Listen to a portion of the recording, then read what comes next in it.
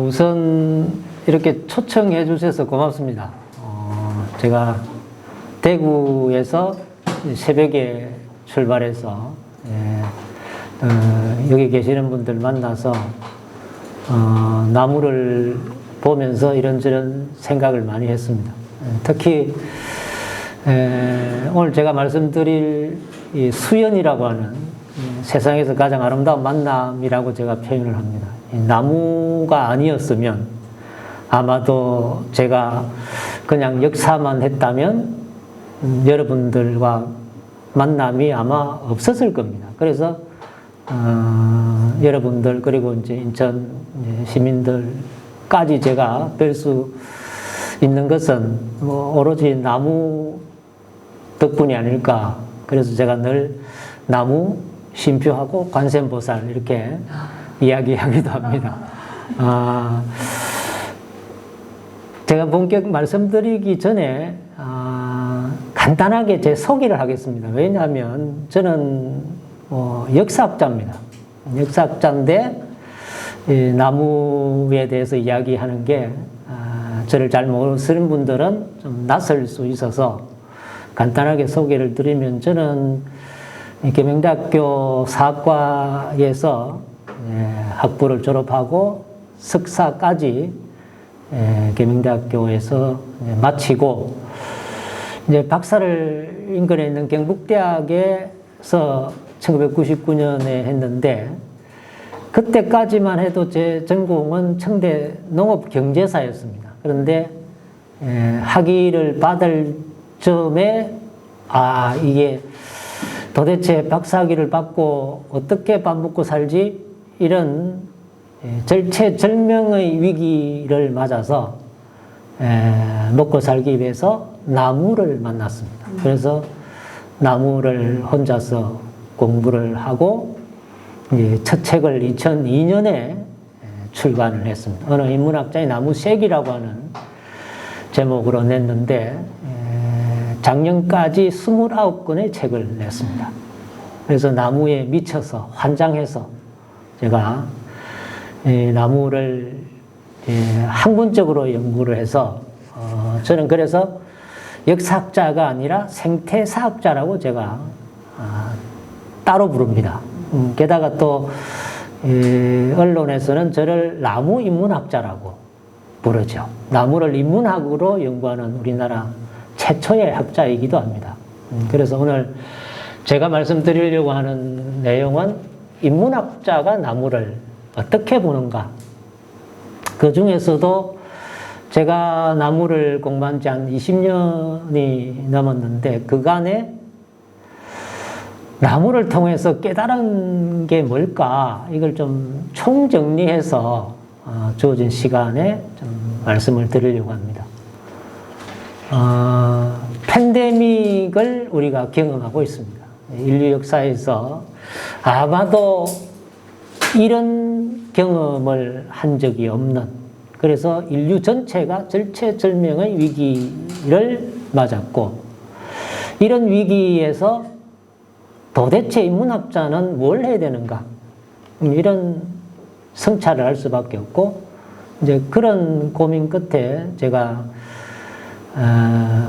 몇 주 전에 이제 탈고한 책 제목이 팬데믹과 마을숲입니다. 이 팬데믹이라고 하는 게 왜 발생했는가?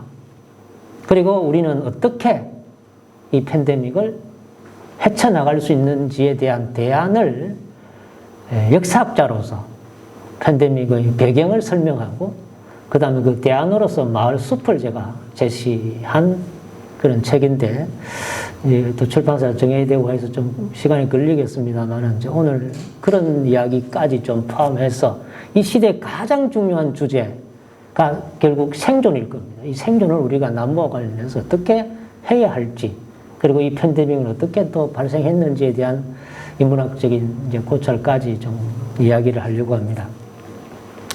이제 그런 것과 관련해서 제가 사람이라는 존재가 어떻게 우리가 존재할 수밖에 없는가, 또 앞으로도 어떻게 살아가야 되는지에 대한 이걸 두 가지로 제가 정리를 하면은 하나는 수용성입니다. 다른 하나는 관계성이에요. 그래서 우선 수용성부터 먼저 말씀을 드리면, 지금 많은 분들이 힘들어하죠. 선생님도 힘드시죠? 네, 힘듭니다. 뭐 인류 전체가 힘들죠. 이제 경제적으로 힘든 부분도 있고, 또 심리적으로, 또 마음적으로 힘든 부분이 꽤 많이 있죠. 이제 경제적인 부분은 제가 딱 방법을 제시하기는 어렵죠. 사람마다 또 다르고, 또 경제 문제를 바로 제가 해결해 드릴 수 없지만, 저 역시 힘들겠습니까? 힘들지 않겠습니까? 나름 힘들겠죠. 그런데 힘든다고 하는 건 당연한 거죠. 그런데 우리가 힘들지 않는 일은 또 있을까? 세상에. 정도의 차이는 있지만 삶이라는 자체가 힘든 과정이죠. 그러면 우리가 이걸 어떻게 헤쳐나가냐면은, 아, 내가 힘들어 죽겠다 하면 죽으면 되는데 안 죽죠. 힘들다고 죽겠다 했다고 해서 뭐 죽는 사람 별로 없거든요. 근데 그걸 해치는 방법 중 하나는, 애초부터 우리는 힘든 삶인데 그걸 굳이 또 힘들다고 이야기할 필요는 또 뭐 있을까? 그러면 나무는 힘들지 않을까? 당연히 힘들겠죠. 앞에서 우리가 봤듯이 그 절벽에도 뿌리를 내려서 사는데, 그걸 우리는 나무가 힘들겠다 이런 생각은 별로 안 하거든요. 그냥 나무는 사는 거겠지, 이렇게 생각하지만, 나무들 왜 힘들지 않을까? 그런데 나무는 왜 우리에게, 친구에게 힘들다는 이야기는 하지 않을까? 원래 힘든 거니까. 그러니까 굳이 우리가 힘든 걸 내색할 필요가 별로 없을 거다. 그래서 이걸 수용해야 된다는 거죠. 팬데믹이 왔는데 많은 분들이 힘든 이유 중 하나는, 아, 이게 아닐 거야. 뭔가 이게 잘못됐을 거야. 금방 또 끝날 거야. 뭐 이런 식으로 생각해버린 거. 그러니까 온전히 받아들이지를 않아요. 그냥 자꾸 내치려고 그러는 거. 아, 이게 아니라니까. 게다가 또 자기의 탓이 아니라, 아, 또 남 탓을 하는 거. 아, 이게 누구 때문에 그런지 어쩐지 뭐 이런 생각을 많이 하는데, 그걸 완벽하게 내가 수용할 수 있는가 없는가, 이 수용성이 힘들게 하냐 안 하냐를 결정할 겁니다. 심리적으로. 이걸 좀 다른 각도에서 보면, 이걸 저는 수용성의 정도를 자존이라고 부릅니다. 자존이다. 자존의 찰나가 언제 오냐면은 자기를 온전하게 받아들일 때 옵니다. 그게 자존의 찰나예요. 근데 자존의 찰나를 대부분 못 맞이하기 때문에 엄청나게 힘든 거예요. 어린은 어린 대로 연세가 90대더라도 수용성이 떨어지면은 이게 엄청 힘든 거예요. 그게 자존이 안 돼 있기 때문에. 그래서 예를 들면 자존의 상태를 제가 말씀드리면, 제 얼굴을 딱 보시면 잘생겼습니까? 안 그렇습니까? 잘생겼죠. 근데 사람들이 당신이 뭘 잘생겼어? 하는 게, 생긴 대로 수용하는 게 잘생긴 겁니다. 근데 생긴 대로 수용을 안 하는 거야. 그러니까 사람들이 아상을 가지면서, 아, 저 사람이 뭔가 얼굴이 못생겨서 못생겼다는 뜻이 도대체 뭘까? 뭘 못생겼다고 하지? 나무의 경우도 마찬가지죠. 아, 어떤 사람 보면, 아, 저 나무 별거라고, 별거 아니라고, 못생겼다느니 뭐 이런 이야기 많이 일상에서 하잖아요. 근데 굉장히 예의가 없잖아요. 예를 들어서 모가다 이러면, 아, 모가 못생겼다고 이야기를 하잖아요. 근데 모가하고 못생긴데, 모가가 못생기는데 도움 준 적이 있냐고. 그런데 또 모가 이 차라든지 이런 거 굉장히 또 좋아해. 그거는 잘 마시면서 또 뭐 못생겼니? 아주 예의 없는 사람들이 많거든요. 그래서 제 얼굴이 요 상태라고 하는 걸 온전하게 받아들이는 찰나에 제 자존은 시작됩니다. 그래서 제 얼굴을, 저도 나무 공부하기 전에는, 아, 못생긴 줄 알았어. 또 내 얼굴이 마음에 안 드는데 왜 마음에 안 드냐면은, 요 이마를 보면 여기 좀 돌출됐어요. 진화가 좀 덜 됐어요. 돌출됐는데 요게 마음에 안 들어. 이게, 그런데 요걸 누구 닮았냐면은 아버지를 완벽하게 닮은 거예요. 그러니까 아버지가 마음에 안 들어. 이게 왜 내가 이거 마음에 안 드는데 누구 닮아서 아버지를 못 닮았으니까 아버지가 마음에 안 드는 거야. 아, 그러니까 이게 아버지를 마음에 안 든다고 해서 아버지가 아닌 것도 아닌데? 그러면 제가 오늘 써 있는 것도 보셨잖아요. 그럼 제가 키가 큽니까? 작습니까? 말씀 못 하시잖아. 왜? 바로 눈앞에 있으니까. 제 키는 작지 않습니다. 제 키는 크지 않습니다. 제 키는 제 키예요. 딱 제 키인데 제 키라는 걸 인정하지 않는다는 거죠. 근데 사람들이 저 사람이 딱 보고 키가 크다고 이야기하거나 너 키 작다고 그런다고. 근데 작고 크고라는 게 뭘까 도대체. 근데 제가 그 키가 크다고 나무를 공부하기 전까지는 크지 않다고 생각했는데 나무를 공부하니까 아, 키가 크지도 않고 작지도 않고 오로지 저는 제 키예요. 근데 제가 대구에 있으면서 이 부산에서 온 커피 카페가 있어요. 테이크아웃 전문인데 아, 이 카페에 딱 테이크아웃 하려고 안쪽에 글씨를 써놨더라고.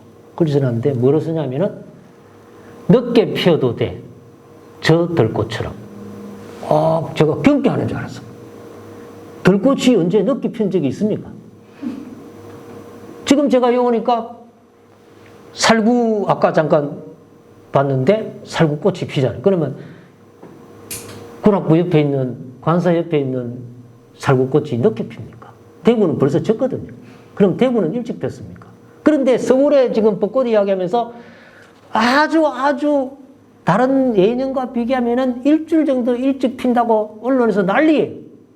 남한테 물어봤냐고. 너무 그 왕벚나무가 언제 일찍 핀 적이 있습니까? 오로지 제때 핀 분. 들꽃처럼 늦게 피는 적은 없습니다. 그런데 끊임없이 우리는 일찍다 늦다고 생명체의 가치를 상대화시켜 버리는 거예요. 비극은 여기서 시작되는 겁니다. 끊임없이 상대화시킨다는 거예요. 그래서 제가 아버님을 닮은 이 얼굴 모양을 완벽하게 수용을 한 때가 나무를 공부하면서요. 그 제가 이 마음에 안 드는데 제가 아는 관상하시는 분이 딱 제가 요 자리에 지금까지 제가 하고 있는 요 일을 하기까지 그 가능성이 어디 있냐면 이마에 있다는 거예요. 아, 이게 참 놀라운 거잖아요. 제가 제일 마음에 안 드는 부분이 저를 있게 한 거라는 이 사실이 제가 또 이제 깨달은 게 이런 거예요. 자존의 찬란은 언제 오냐면은 내가 가장 마음에 안 드는 걸 완벽하게 수용할 때입니다. 요 말을 또 다르게 이야기하면은 상대방의 아픈 상처가 보일 때 자존이 시작됩니다. 사실은. 그게 보일 때, 그건 내가 보인다는 뜻이에요. 상대방의 상처가 보인다고 하는 것은 내 상처가 보인다는 뜻이거든요. 그때서야 자존이 시작될 거다. 근데 이 자존이 왜 중요하냐면 나무는 완벽하게 자존한 삶이에요. 그 누구에게도 의지하지 않은 채, 물론 햇빛에 의지하기도 하고 흙에 의지하고 다 합니다. 하는데 홀로 딱 서서 당당하게 딱 가죠. 당당하게 간다고 하는 것은 제가 할 수 있는, 본인이 할 수 있는 능력을 최대한 발휘하면서 간다는 뜻이에요. 근데 자존이 중요한 것은 그 자존을 할 때만이 내 안에 있는 잠재 능력을 드러낼 수 있습니다. 제가 이마가 요러니까 요걸 가리고 싶은 거예요. 가리고 싶으니까 머리카락을 싹 내려봤습니다. 이렇게. 근데 놀랍게도 제 머리카락이 반 곱슬이에요. 곱슬이니까 여기까지 내려오다가 휙 올라갔다, 이게. 올라가니까 못 가리는 거예요. 이게 참 묘한 거지. 그런데 제가 딱 이 말을 수용하는 순간에 바람이 불어서 머리카락이 날려도 관계없는 거예요. 그 전에 난리 난다니까. 지금 우리 애들도 그래요. 바람 불면 막 이걸 방곱슬이니 머리 흥걸어지니까 제 안에 있는 능력을 최대한 발휘하려면은 집중을 해야 되는데, 그 내가 이마에 신경 쓰면은 제가 키가 작다고 생각하면 키 높이를 막 신어야 되는 거고, 다른데 자꾸 신경 써야 되죠. 그러면 내 안에 있는 능력 발휘할 수 있는 에너지가 어디 갔습니까? 흩어져 버렸죠. 근데 인간은 누구나 다 같은 에너지를 타고난다고 봐요. 근데 이걸 어떻게 발휘할 거냐는 부분인데, 나무는 그걸 완전하게 발휘하죠. 왜? 딱 자존이 됐기 때문에 어떤 광고처럼 막 코끼리가 지나가도 안 흔들리는 거야. 자기 중심을 딱 잡고 있는 거지. 그러니까 지금 막 꽃이 막 피고 있는데 개나리도 피고 막 피고 있잖아요. 지금 그 개나리나 이런 살구 나무가 카톡 온 적 없죠. 아, 내가 꽃 폈다고 연락 온 적 없죠. 없잖아요. 근데 여러분이 보러 가잖아요. 뭐라 소리도 안 했는데. 나무는 연락 안 합니다. 폈다고 자랑 안 하죠. 왜냐? 자랑할 이유가 없지. 내 할 일 그냥 해놨는 건데 그걸 뭘 자랑하냐고. 철저하게 자존이 돼 있으면, 나무처럼 딱 그런 모습으로 살면은 남 눈치를 안 보죠. 오로지 자기 할 일을 한다. 그걸 우리가 철학적으로 가져가면 위기의 삶이에요. 위기한다. 나를 위한 거라는 거죠. 그걸 이제 공자가 이야기했던 것처럼 위기지학이라고 합니다. 자기를 위한 배움이죠. 그런데 이제 자존이 안 되어 있는 경우에는 위인지학을 하죠. 인자는, 한자에서 인자는 모두 다른 사람을 의미합니다. 다른 사람을 위해서 하는 거예요. 다른 사람을 위해서 한다면 자존이 안 돼 있는 사람이에요. 그러면은 다른 사람을 위해서 하기 때문에 다른 사람이 반응해버리면 흔들려 버리죠. 왜? 내가 다른 사람을 해주는 것 같은데, 아까 나무 하면은 열받을 필요가 없다는 게, 나무처럼 그냥 내 할 일 했는데 그게 다른 사람이 어떻게 평가하든 아무 관계 없는 거야. 근데 남을 위해서 생각을 해버리면, 남이 칭찬해주기를 바라야 되고, 칭찬 안 해주면은 열받는 거야. 카톡 보냈는데, 이게 뭐 연락이 없어, 답이 없어, 이러면 열받는 거야. 자기가 보내놓고 소리 하는 것도 아닌데 왜 자기가 보내놓고 또 열받냐고. 이게 이제 위인이라고 하는 거하고 위기라고 하는 게 굉장히 중요한 개념이고, 이게 이제 성리학자들이 했던 공부 방법입니다. 이게 삶에서 굉장히 중요한 태도이기도 하죠. 그래서 이제 옛날 뭐 공자나 이런 석가 이런 분들이 전말을 많이 이제 했는데, 석가가 했던 말을 한번 떠올려 보면, 이 사자가 있잖아요. 사자는 소리에 잘 안 놀래요. 소리에 놀라지 않는 사자처럼. 그 다음에 조금 이렇게 이야기를 하다 보면 사람들이 딱 끌려 넘어지는 거예요. 막 꼬마가 자존심 사는 거예요. 이게 이제 그물에 걸리지 않는 바람처럼 살아야 되는 거예요. 바람은 그물에 안 걸리거든요. 근데 조금만 사람들이 그물에 딱 걸리는 거예요. 잡아 넘어지고 열받고 화내고 막 싸움질하고 이런 거거든요. 그 다음에 진흙에 더럽혀지지 않는 연꽃처럼. 연꽃은 진흙에 살지만 쫙 더럽혀지지 않거든. 이게 이제 불교에서 이야기하는 청정한 마음인데, 그 다음 구절이 여러분들이 잘 아는 무소의 불처럼 혼자서 가라. 이게 수타니파타라고 하는 경전에 뱀의 품에 무소 불경에 나오는 구절입니다. 그래서 이게 바로 자존의 찰나예요.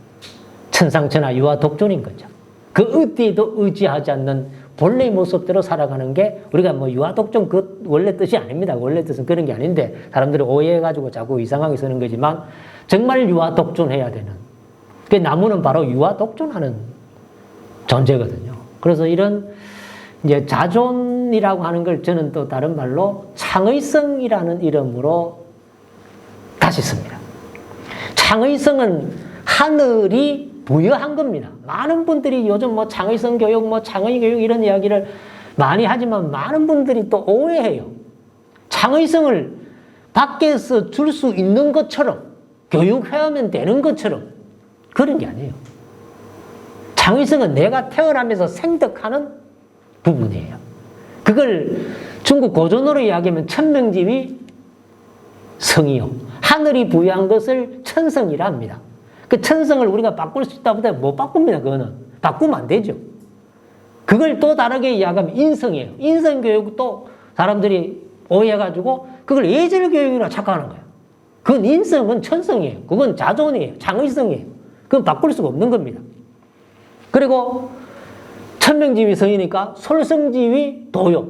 그 본성대로 따라하는 게 도라니까. 그게 길이에요. 그것이 방법입니다. 그걸 드러내는 것을 가르침이라. 수도지위 교락. 그걸 가르치는 게, 그걸 닦도록 해주는 게 가르침이에요. 그러니까 가르친다고 하는 건 뭘 가르치냐면 길을 가르쳐 주는 거고, 그 길은 뭐냐면은 천성을 가르쳐 주는 거예요. 그러면 내가 안에 가지고 있는 요 천성을, 본성을, 인성을, 창의성을 드러내도록 해주는 것이 교사의 역할이에요. 그것을 성리학의 개념으로 이야기하면 공부라고 합니다. 공부의 개념은 내가 타고난 것을 드러내도록 해주는 걸 공부라고 합니다. 그러니까 공부의 대상은 뭐냐면은 삼라만상이죠. 그래서 식물이, 나무가 위대한 스승입니다. 그게 공부의 대상이라. 그걸 내 본성을 드러내기 위해서 하는 거기 때문에. 그래서 제가 고등학교 때 학적부에 IQ가 95예요.